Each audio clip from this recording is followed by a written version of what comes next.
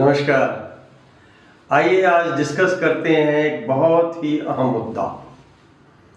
हमारे साथ समस्या क्या है? हम सभी को सभी कुछ जानना चाहते हैं, परंतु खुद से नहीं, किसी दूसरों से पूछकर, यहां तक कि अपनी एग्जिस्टेंस के बारे में भी दूसरों से पूछते हैं। तो ये लोग बताएंगे मुझे मेरी एग्जिस्टेंस के बारे में कि मैं कौन हूं। मैं स्वयं जानना नहीं चाहूँगा। आपको बताया जाएगा आप शरीर नहीं आत्मा है, वगैरह वगैरह। अगर आत्मा है तो शरीर है भाई, फिर चाहे आप हो या एक चींटी हो या हाथी, सभी के लिए एक बराबर है। Nothing great in it, isn't it? तो चलिए जानते हैं कि आप कौन है। जो मैं बताने जा रहा हूँ हो सकता है इमीडिएटली आपको डाइजेस्ट नहीं होगा, परंतु होगा। आप वीर्य की एक बूंद हो और कुछ नहीं। You are just a drop of semen, a well managed and nurtured sperm. Sperm या वीर्य किससे बनता है? ब्लड से। Hence blood is the crux.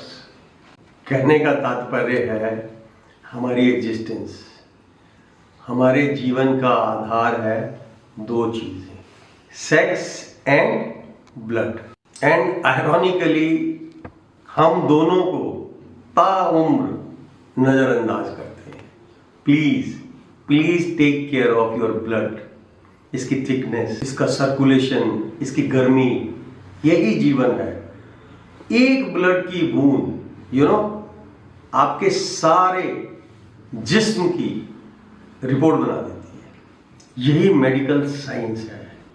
और सेक्स जो हमारे जीवन का आधार है, उसको हमने एक जबरदस्त टैबू बनाया हुआ है, एक बहिष्कृत वस्तु की तरह, जिसको इवन डिस्कस करने में हम शर्म महसूस करते हैं, इसे अवॉइड करते हैं। और फिर हम कहते हैं कि हम मॉडर्न हैं, एडवांस्ड हैं, 21st सेंचुरी में हैं। सरासर गलत। अभी कुछ दिन पहले मैं खजुराहो गया था। वहां जाकर समझ आया कि हम कितने बैकवर्ड हैं, कितनी छोटी सोच है हमारी, कितनी संकीर्ण दकियानुसी बातें करते हैं। कैसे हम भूल गए अपने देश को, अपनी सभ्यता संस्कृति को।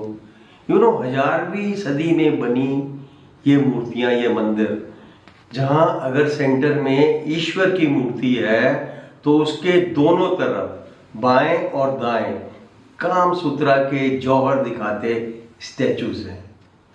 उफ, जो चीख चीख कर बोल रहे हैं कि ईश्वर भक्ति और शुद्ध काम दोनों एक ही है। यानी काम, सेक्स के बाद ही मोक्ष प्राप्त किया जा सकता है। Mind blowing. आपको पता है इनको वहां मंदिर कहकर संबोधित करते हैं। क्या आप इमेजिन कर सकते हैं कि आज किसी भी अपने धार्मिक स्थल पर आप ईश्वर के साथ कामुक मूर्तियां बना सकते हैं? Can you depict sex poses all over, जो कि 1000वीं सदी में किया गया था? अरे बनाने की तो बात छोड़ें, हम आज ये सोच भी नहीं सकते। तो फिर बताएं, हमारी सोच एडवांस हुई या बैकवर्ड?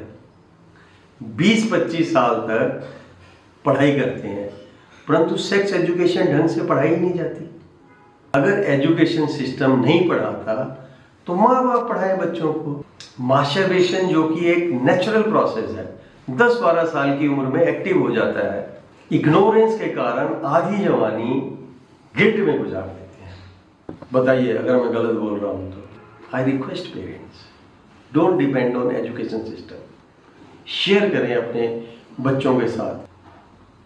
किसी कारणवश जो आपके पेरेंट्स नहीं कर सके शेयर आपके साथ, ढंग से समय अनुसार जो आप अपने बच्चों को सिखा सकते हैं वो कोई नहीं सिखा सकता। शर्माए या घबराए नहीं, because we all are a drop of semen only, a well managed and nurtured sperm. Otherwise आप सोचिए कहाँ होते हैं आप? खुद को पहचानिए, अपने ब्लड का ध्यान रखिए जो हमारा बेस है, आधार है। एक बात और, मेडिकल साइंस को फॉलो करें, ना कि मेडिकल इंडस्ट्री को, जिसने अपने मुनाफे के लिए अपने प्रोडक्ट बेचने के लिए किसी भी हद तक गिर जाना है। Medical science and medical industry के फर्क को ढंग से समझें और आने वाली जनरेशन को भी समझाएं। ब्लड एंड सेक्स न सिर्फ हमारे जीवन का बल्कि हमारे फैमिली सिस्टम का भी आधार है, बेस है। तभी तो दो अनजान रूहें, पर्सन्स, जो शायद जिंदगी में कभी एक दूसरे से मिले भी नहीं हुए, परंतु फर्स्ट नाइट के बाद अपना सभी कुछ एक दूसरे पे न्योछावर करने या यूं कहें जन्मों जन्मांतर तक एक साथ रहने के लिए तैयार हो जाते हैं। एनीवे, आई होप आप सेक्स और वल्गैरिटी, अश्लीलता में डिफरेंस तो जानते ही होंगे, या उसके लिए भी मुझे एक और वीडियो बनाना पड़ेगा। जुड़े रहिए, जानते रहिए। हाँ जी, हाँ जी, हाँ जी, हाँ जी।